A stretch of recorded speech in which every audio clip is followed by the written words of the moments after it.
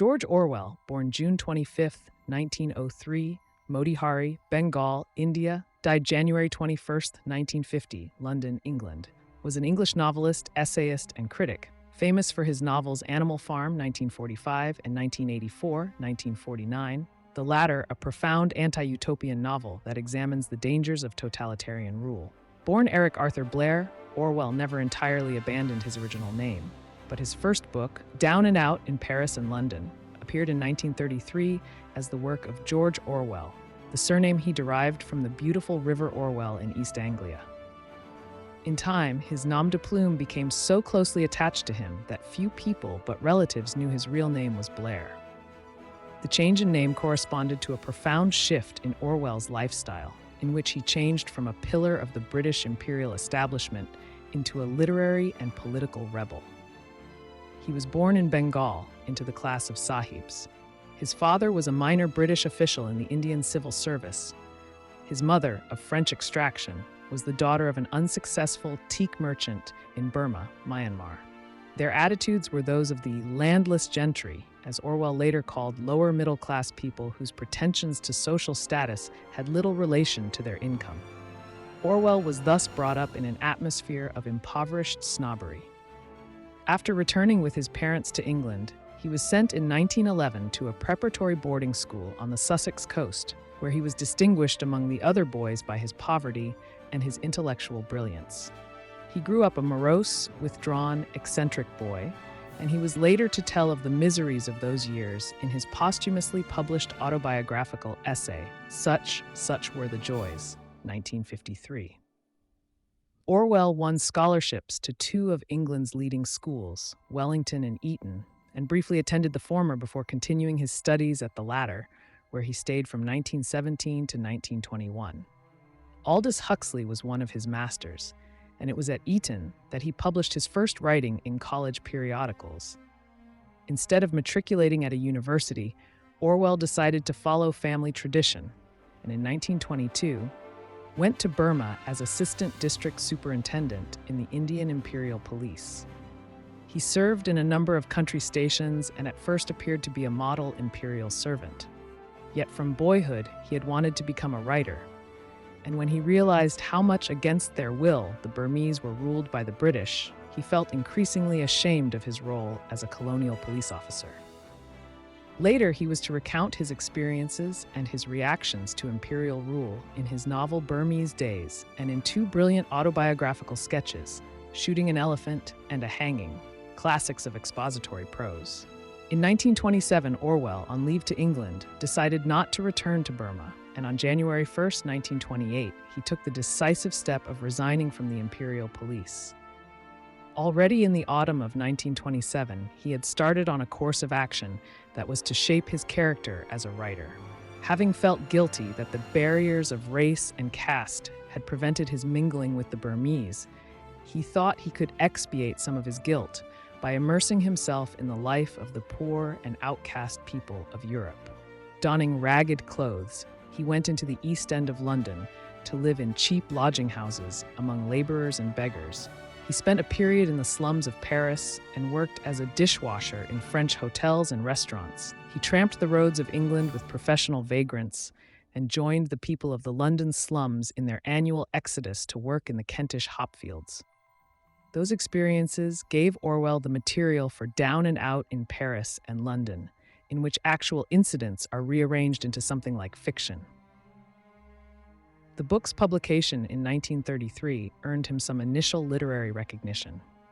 Orwell's first novel, Burmese Days, 1934, established the pattern of his subsequent fiction in its portrayal of a sensitive, conscientious, and emotionally isolated individual who is at odds with an oppressive or dishonest social environment. The main character of Burmese Days is a minor administrator who seeks to escape from the dreary and narrow-minded chauvinism of his fellow British colonialists in Burma. His sympathies for the Burmese, however, end in an unforeseen personal tragedy. The protagonist of Orwell's next novel, A Clergyman's Daughter, 1935, is an unhappy spinster who achieves a brief and accidental liberation in her experiences among some agricultural laborers. Keep the Aspidistra Flying, 1936, is about a literarily inclined bookseller's assistant who despises the empty commercialism and materialism of middle-class life, but who, in the end, is reconciled to bourgeois prosperity by his forced marriage to the girl he loves. Orwell's revulsion against imperialism led not only to his personal rejection of the bourgeois lifestyle, but to a political reorientation as well. Immediately after returning from Burma, he called himself an anarchist and continued to do so for several years. During the 1930s, however, he began to consider himself a socialist, though he was too libertarian in his thinking ever to take the further step, so common in the period, of declaring himself a communist. Orwell's first socialist book was an original and unorthodox political treatise entitled The Road to Wigan Pier, 1937.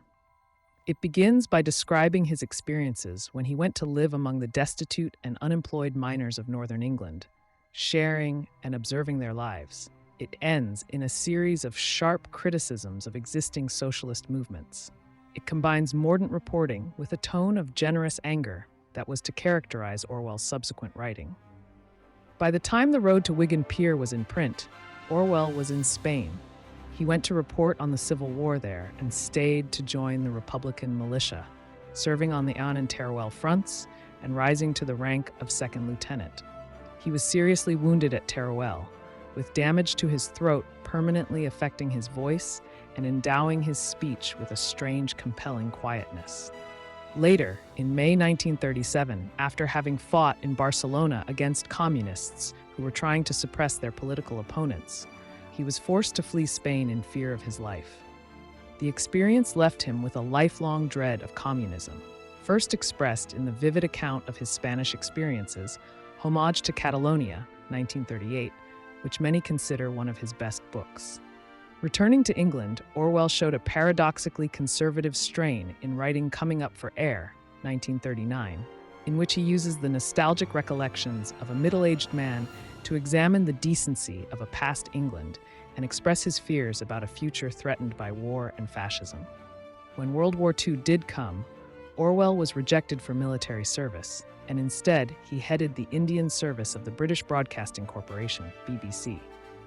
He left the BBC in 1943 and became literary editor of the Tribune, a left-wing socialist paper associated with the British Labour leader Aneurin Bevan. At this period, Orwell was a prolific journalist, writing many newspaper articles and reviews, together with serious criticism, like his classic essays on Charles Dickens and on boys' weeklies, and a number of books about England, notably The Lion and the Unicorn, 1941. That combined patriotic sentiment with the advocacy of a libertarian, decentralist socialism, very much unlike that practiced by the British Labour Party. In 1944, Orwell finished Animal Farm, a political fable based on the story of the Russian Revolution and its betrayal by Joseph Stalin. In the book, a group of barnyard animals overthrow and chase off their exploitative human masters and set up an egalitarian society of their own. Eventually, the animals' intelligent and power-loving leaders, the pigs, subvert the revolution and form a dictatorship whose bondage is even more oppressive and heartless than that of their former human masters. All animals are equal, but some animals are more equal than others. At first, Orwell had difficulty finding a publisher for this small masterpiece, but when it appeared in 1945, Animal Farm made him famous and, for the first time, prosperous. Animal Farm was one of Orwell's finest works, full of wit and fantasy and admirably written. It has, however, been overshadowed by his last book, 1984-1949, a novel he wrote as a warning after years of brooding on the twin menaces of Nazism and Stalinism. The novel is set in an imaginary future in which the world is dominated by three perpetually warring totalitarian police states. The book's hero, the Englishman Winston Smith, is a minor party functionary in one of those states. His longing for truth and decency leads him to secretly rebel against the government, which perpetuates its rule by systematically distorting the truth and continuously rewriting history to suit its own purposes. Smith has a love affair with a like-minded woman, but then they are both arrested by the thought police. The ensuing imprisonment, torture, and re-education of Smith are intended not merely to break him physically or make him submit, but to root out his independent mental existence and his spiritual dignity until he can love only the figure he previously most hated, the apparent leader of the party, Big Brother. Smith's surrender to the monstrous brainwashing techniques of his jailers is tragic enough, but the novel gains much of its power from the comprehensive rigor with which it extends the premises of totalitarianism to their logical end. The love of power and domination over others has acquired its perfected expression in the perpetual surveillance and omnipresent dishonesty of an unassailable and irresistible police state, under whose rule every human virtue is slowly being suborned and extinguished. Orwell's warning of the potential dangers of totalitarianism made a deep impression on his contemporaries and upon subsequent readers, and the book's title and many of its coined words and phrases, "Big Brother is watching you," "newspeak," "double think," became bywords for modern political abuses. Orwell wrote the last pages of 1984 in a remote house on the Hebridean island of Jura, which he had bought from the proceeds of Animal Farm. He worked between bouts of hospitalization for tuberculosis, of which he died in a London hospital in January 1950.